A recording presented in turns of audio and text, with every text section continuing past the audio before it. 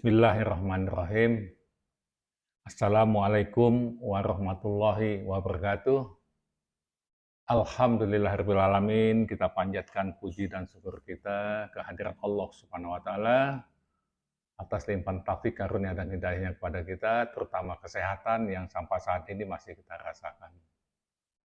Shalawat dan salam semoga tetap tercurahkan kepada junjungan kita Nabi Muhammad Sallallahu Alaihi Wasallam, kepada keluarganya, sahabat-sahabatnya, pengikut-pengikutnya yang setia, dan insya Allah kita termasuk di dalamnya. Allahumma salli ala Sayyidina Muhammad wa ala ali Sayyidina Muhammad. Semoga kita yang senantiasa menyampaikan salawat kepada Rasulullah SAW kelak akan mendapatkan syafaat darinya di yaumil kiamah. Amin ya robbal alamin. Sahabat-sahabat YouTube, kembali dengan kami di channel Samsul Hadi yang selalu membahas edukasi tentang dunia perminyakan. Di edisi sebelumnya kami telah membahas 80 soal-soal seputar operasi dan produksi.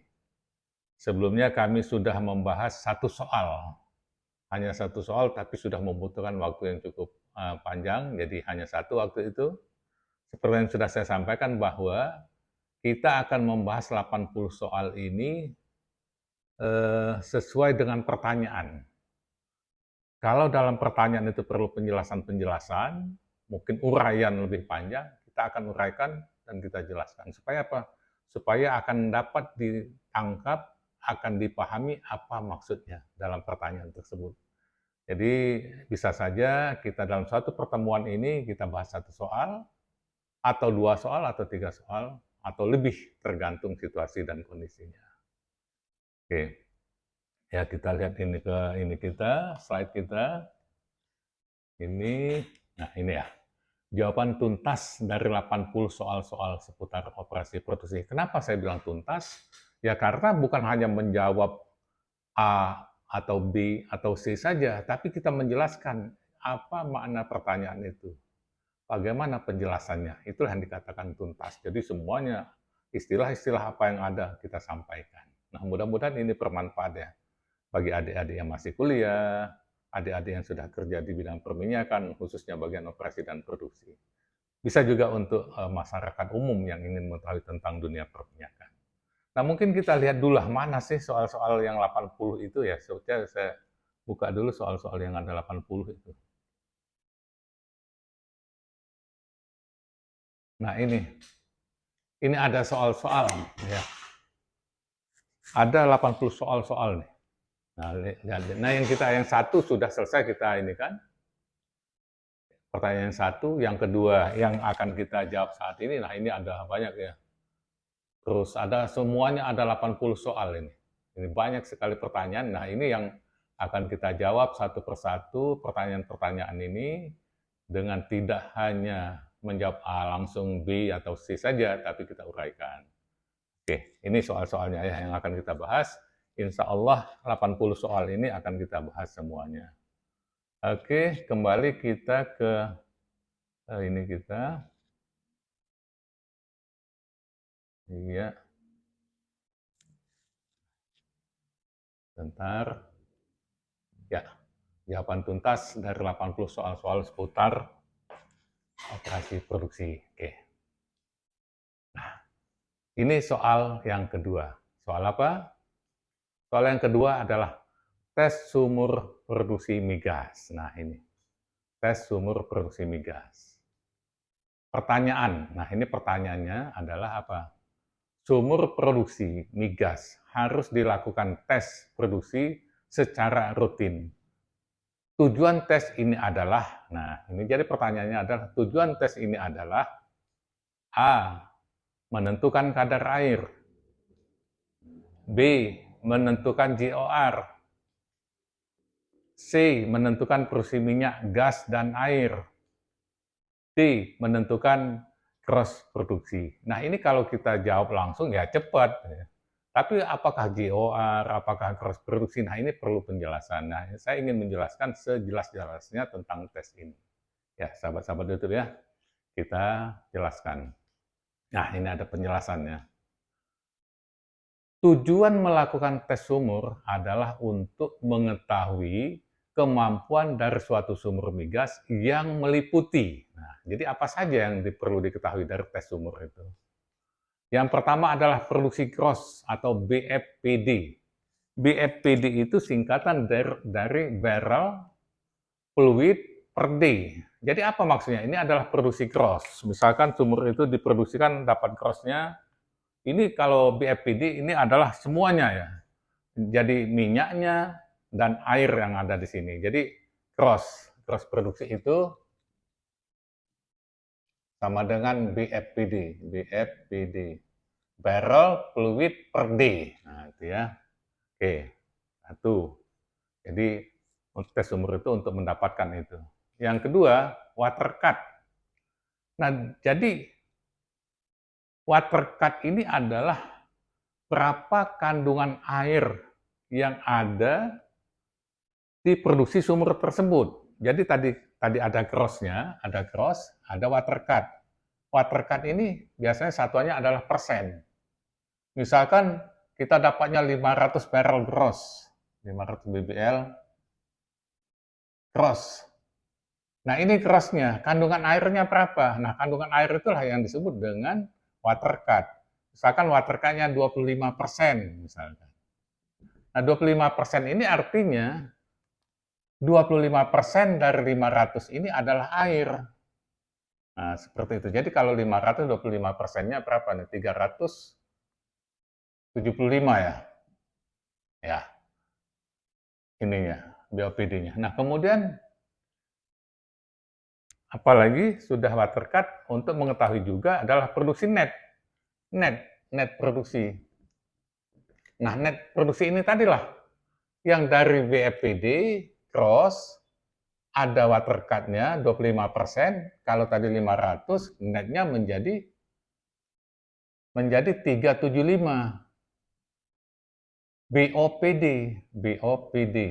Nah, barrel oil per day. Ya, barrel oil per day. Oke. Nah, kemudian apa lagi? Produksi gas. Nah, untuk mengetahui produksi gas. Dari produksi gas itu dapat diketahui nanti berapa JLR dan berapa JOR. Oke, dengan data ini saja kita misalkan gross kita adalah 500 ya, water cut-nya 25%, netnya adalah 375 barrel oil per day. Nah, gasnya kita ambil sajalah contoh atau kita buat asumsi gasnya adalah 0,75 mm SCFD. 1 M ini menunjukkan 3 angka.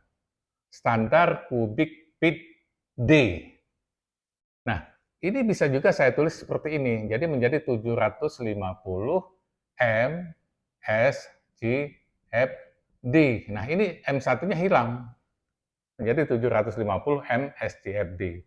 Bisa juga ditulis seperti ini, 750.000 SCFD. Nah, nggak ada lagi M-nya. M itu menyatakan 30, seperti ini ya.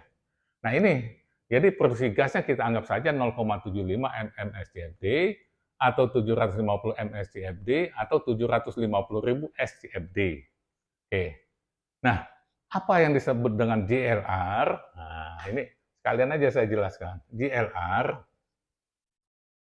JLR itu adalah gas liquid ratio, adalah perbandingan antara gas liquid dan liquidnya, perbandingannya. Jadi kalau misal satuannya adalah SCF per BBL, satuan JLR adalah SCF per BBL. Nah, jadi satuannya seperti itu. Nah, jadi ini adalah perbandingan. Kalau begitu, untuk sumur ini, berapa JLR-nya? Kalau kita misalkan dengan angka ini. Oke. Nah, kalau gas liquid ratio, jadi yang diambil adalah liquid. Kalau liquid itu adalah cross-nya. Cross-nya adalah 500.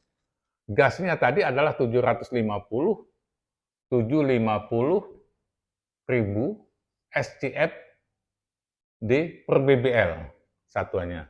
Jadi 750 dibagi dengan cross-nya 500. Ini BBL. Nah, jadi berapa ini JLR-nya? Nah, ini sekalian aja kita hitung ya.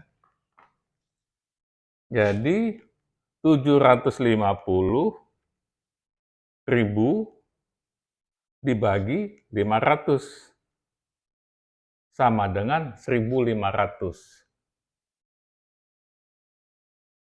SCF per BBL. Nah, ini adalah JLR-nya. Jadi perbandingan antara gas dan liquidnya adalah 1.500 SCF per BBL. Artinya apa nih? Artinya untuk mendapatkan produksi minyak 1 BBL minyak akan mengandung sebanyak 1.500 standar kubik feet per BBL-nya. Jadi di dalam 1 BBL itu mengandung sebanyak 1.500 standar kubik gas. Nah, itu ya sahabat-sahabat itu. Nah, itu JLR. Kalau JOR apa? JOR ini adalah gas oil ratio. Nah, satuannya sama, SCF per BBL juga. Nah, kalau oil kita berapa? 375. Jadi 750.000 gasnya SCF per D dibagi dengan 375. BBL per D-nya berapa ini? 750.000 dibagi 375 sama dengan 2.000. Nah, ini 2.000. Jadi JOR-nya adalah 2.000 SCF per BBL. Nah, artinya apa? Untuk mendapatkan 1 barrel minyak, dia mengandung gas yang terproduksi adalah sebanyak 2.000 SCF standar kubik feet. Nah, itu ya sahabat-sahabat itu yang mudah. Jadi mudah-mudahan ini paham semua apa yang dinamakan JLR dan JOR. Oke, kita lanjut. Ya. Kemudian ada 2 cara untuk melakukan tes sumur. Nah, jadi ada 2 cara nih. Yang pertama adalah menggunakan tangki tes. Ya. Yang kedua menggunakan flow meter. Jadi ada 2. Nah, kalau dia menggunakan tangki tes, artinya begini. Jadi minyak yang dialirkan dari sumur masuk ke header manifold ke sini, kemudian dimasukkan ke separator untuk memisahkan gas dengan liquidnya, gas dengan cairannya. Kalau dia 2 fasa, kalau 3 fasa itu terpisah semua antara gas, air, dan minyak. Tapi umumnya yang saya temui adalah walaupun sudah dipasang separator 3 phase ya, tapi difungsikan menjadi 2 phase. Jadi hanya memisahkan gas dengan liquid saja, gas dengan cairannya saja. Nah, jadi dari separator tes ini dimasukkan aliran liquidnya ke dalam tangki tes ke sini ya. Nah, nanti baru dihitung berapa volume cross yang didapat ke sini di tangki tesnya. Kemudian kita lihat catatannya. Kemudian ada 2 cara untuk menentukan water cut dari sumur yang dites. Untuk apa water cut ini? Ya untuk mengetahui netnya. Jadi bagaimana untuk mengetahui net itu ya kita ambil water cut-nya. Nah, ada 2 cara ya. Yang pertama adalah satu menganalisa liquid dari sumur. Apa maksudnya ini? Jadi aliran minyak yang dari sumur yang masuk ke sini itu diambil sampel. Diambil sampelnya, minyaknya, kemudian dibawa ke lab untuk diketahui berapa persen water cut-nya.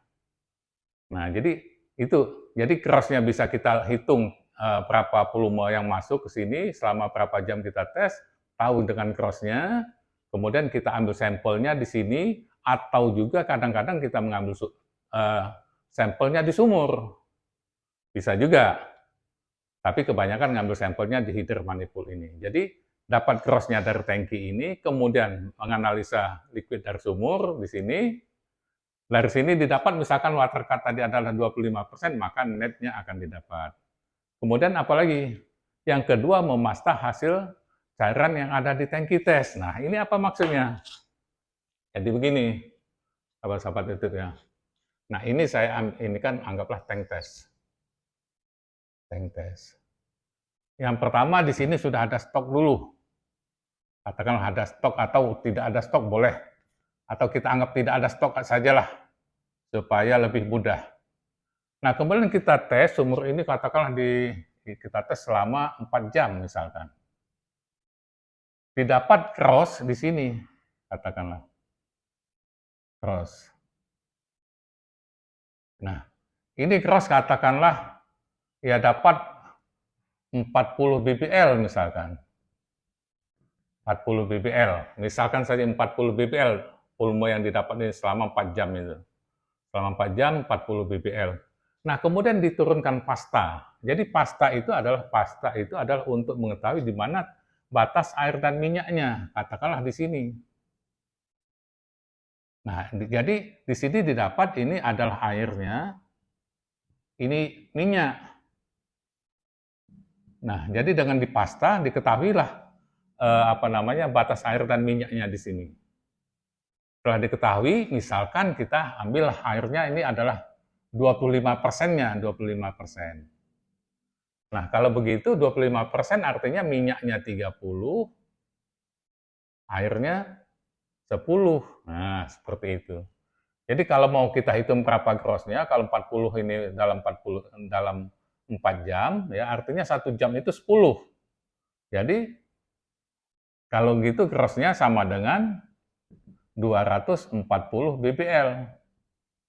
Nah, water cut-nya sama dengan 25, maka ini untuk netnya adalah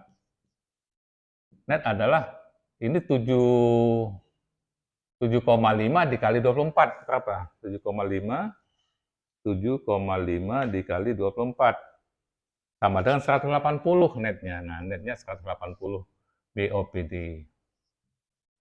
Nah, apa kelebihan dan kekurangan daripada dua cara menganalisa sampel minyaknya ini? Kalau kita mengambil sampel yang dari sumur atau dari feeder manifold yang di sini, ada kelemahannya. Aliran minyak itu tidak selalu stabil. Ya, kadang water cut-nya tinggi, kadang rendah, kadang juga ya katakanlah kadang rendah, kadang tinggi. Jadi tidak menentu. Nah, itu titik lemahnya. Tapi ini lebih mudah. Nah, kalau yang sistem ini lebih akurat apabila, nah ini sahabat-sahabat YouTube ya, kalau kita menggunakan tangki seperti ini akan lebih akurat apabila cairan ini mudah memisah, antara minyak dengan air itu mudah memisah. Jadi ini betul-betul katakanlah sudah minyak bagus, seperti itu ya. Nah, kelemahannya apabila di sini banyak PUM, di sini kita menghitungnya akan lebih tinggi, padahal itu rendah. Yaitu harus settling dulu. Nah, kemudian apabila di sini juga ada banyak emulsi di sini, sehingga kita tidak mengetahui di sininya berapa sih sebetulnya water cut-nya. Nah, cara pertama tadi, diambil sampel minyaknya, itu dianalisa di lab, itu lebih akurat, tapi masalahnya aliran itu tidak selalu stabil.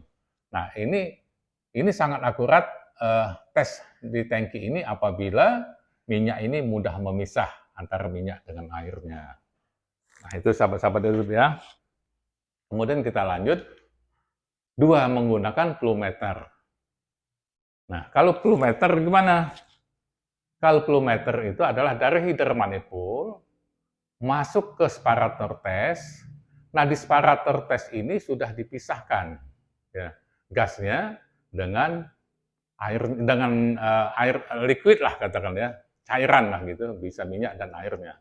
Nah, dari sini, nah bisa kita lihat dulu catatannya ini. Jadi aliran fluida dari header manifold dialirkan ke separator test. Jadi dari sini manifold ke separator test.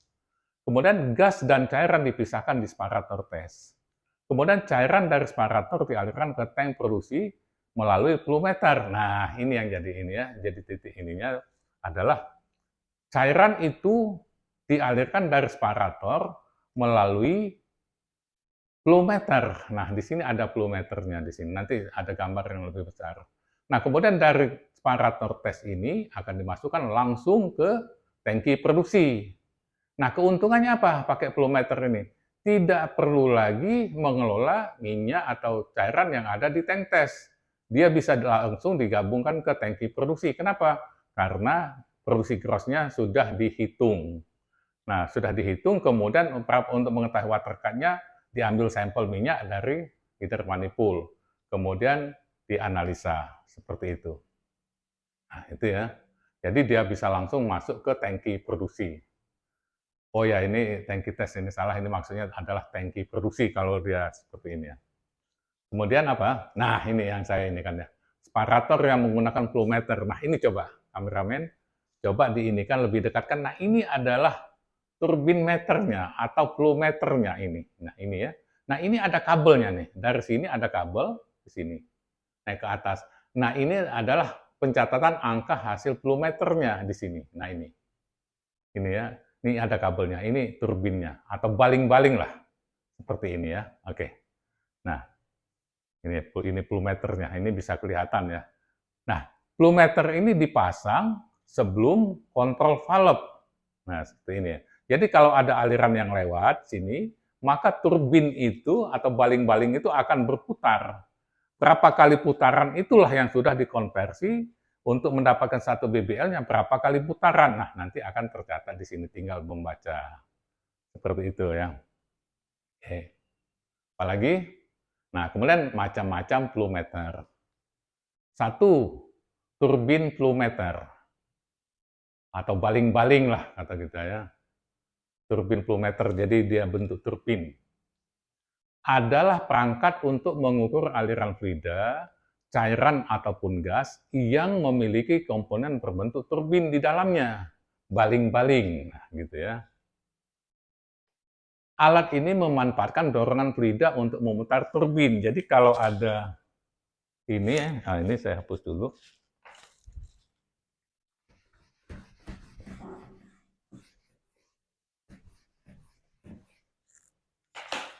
Jadi kalau ada pipa di sini dipasang ada turbinnya di sini dipasang ada turbin meternya di sini, nanti ada ininya dimasukkan ke totalizer-nya namanya untuk pencatatannya berapa ke sini. Nah, ini kalau ada aliran maka turbin itu akan berputar. Turbinnya berputar, berapa kali putaran sudah dikonversikan berapa kali untuk mendapatkan 1 BBL. Sehingga akan diketahui nanti hasilnya berapa BBL selama ya di tes tersebut. Itu yang turbin meter. Kelemahannya apa? Nah, ini kelemahannya ya. Kelemahan turbin meter ini apabila ada sampah ataupun ada apa di sini, ada yang menghambat ya, maka turbin ini bisa jadi pelan hasilnya. Apa putarannya jadi pelan sehingga hasil pencatatannya salah. Nah, inilah kelemahannya. Jadi kami sering melakukan tes menggunakan ini, turbin meter ini atau flow meter ini, hasilnya sangat kecil sekali dan kami yakin ini ada suatu kesalahan. Maka ini kami buka. Ini kan sudah ada disiapkan baut-baut di sini. Kita buka, oh begitu dibuka, iya betul ada kotoran lah yang menyangkut sehingga turbinnya jalannya jadi pelan. Nah, menjadikan hasil perhitungan tidak akurat. Itu yang pertama. Yang kedua apa? Yang kedua positif displacement flow meter atau biasa disebut PD meter. Nah, ini ya. Apa ini? Nah, kita lihat. Atau juga flow meter perpindahan positif. Nah, apa ini maksudnya positif ya? Adalah alat untuk mengukur aliran fluida dengan cara menghitung putaran rotor. Alat ini memiliki akurasi tinggi dan dapat digunakan untuk mengukur cairan kental seperti minyak, bahan bakar, dan pelarut. Nah, kenapa disebut ini menjadi akurasinya tinggi? Karena dia betul-betul dalam, nah bisa kita lihat gambarnya langsung. Nah, ini yang namanya PD meter itu seperti ini. Nah, ini di dalam ini, kalau kita lihat coba seperti ini ya, ini adalah ruangannya. Nanti di sini ada blade-blade. Blade-blade inilah yang diputar. Nah, nanti sini ada keluarnya, sini masuknya. masuknya. Nah, ini ada belit-belitnya. Nah, belit-belit ini nanti dia bentuknya lebih kurang seperti inilah. Nah, belit ini bisa keluar, bisa masuk ke dalam, seperti ini. Nah, nanti cairan ini akan mendorong belit-belit ini sehingga nanti dia akan keluar ke sini. Nah, volume volume ruangan di sini ini sudah ada ketentuan, sudah ada tahu berapa volumenya, sehingga satu kali putar dia belit ini sampai satu kali pas satu putaran sudah diketahui berapa volumenya. Nah, inilah yang dikatakan akurasinya sangat tinggi kalau yang ini. Sehingga ini banyak dipakai untuk seal, untuk penjualan minyak ya. AO Smith itu yang banyak dipakai itu AO Smith. AO Smith. Nah, ini yang banyak dipakai untuk transaksi penjualan minyak. Jadi ini karena akurasinya tinggi ya seperti inilah. Ya, ini pedometer AO Smith. Nah, seperti inilah. Jadi ini in-nya, ini out-nya. Seperti ini. Nah, jadi dia memutarkan belit yang ada di dalam sini, yang volumenya sudah diketahui. Jadi satu kali putaran berapa. Nah, jadi nanti di sini akan didapatkan jumlah putaran yang diketahui nanti berapa BBL yang sudah dikonversikan nantinya, seperti itu. Nah, kalau ini adalah turbin meter atau ya plumeter ya, ini. Nah, ini menggunakan baling-baling. Nah, ini harus diketahui juga ada arahnya ini, seperti ini. Nah, nanti sudah ada ketentuannya berapa kali dia mutar untuk menghasilkan satu BBL-nya. Nah, jadi akan dicatat di sini, kita tinggal mencatat. Nah, inilah ya. Jadi ada dua macam ini bentuknya. Kelemahan ini apabila ada sampah, ada kotoran akan membuat baling-balingnya atau turbinnya akan tidak perjalanannya tidak normal lah gitu ya, akan lambat, hasilnya tidak akurat. Kalau ini lebih baik ini seperti ini. Ya, tapi harga ini lebih mahal tentunya. Seperti itu. Nah, kembali ke pertanyaan. Nah, ini kembali ke pertanyaan dari uraian tadi, apa yang sudah saya sampaikan tentu kita sudah dapat menjawab pertanyaan. Sumber produksi migas harus dilakukan tes produksi secara rutin. Tujuan tes ini adalah satu, menentukan kadar air. Iya, bagian daripada tujuan tes, tapi bukan hanya kadar air saja. Menentukan GOR. Iya, tapi bukan hanya GOR saja. C. Menentukan produksi minyak, gas, dan air. Nah ini, jadi menentukan minyaknya berapa, gasnya berapa, airnya berapa. Jadi dengan tahu, dengan water cut-nya, kita menjadi tahu berapa banyak airnya, gasnya juga. Nah yang D, menentukan gross produksi. Ya ini perlu juga, tapi bukan hanya ini. Jadi kalau begitu jawaban yang pas apa? Jawaban yang pas untuk soal ini adalah yang C, menentukan produksi minyak, gas, dan air. Nah, itu sahabat-sahabat itu ya. Jadi ini aja sudah berapa menit, jadi lebih baik satu soal saja dulu kita bahas karena uraian yang tadi panjang. Jadi jawabannya adalah C. Baik sahabat-sahabat itu saat ini kita ini dulu kita sampai di sini dulu pembahasannya. Nanti akan kita sambung lagi. Mudah-mudahan setiap pekan kami akan mengupload satu video untuk membahas soal-soal ini. Ya, jadi bukan hanya mendapatkan jawaban, tapi lebih jauh lagi uraian-uraiannya dan penjelasan-penjelasannya. Itu saja, mudah-mudahan bermanfaat bagi semuanya. Billahi taufiq wal hidayah. Wassalamualaikum warahmatullahi wabarakatuh.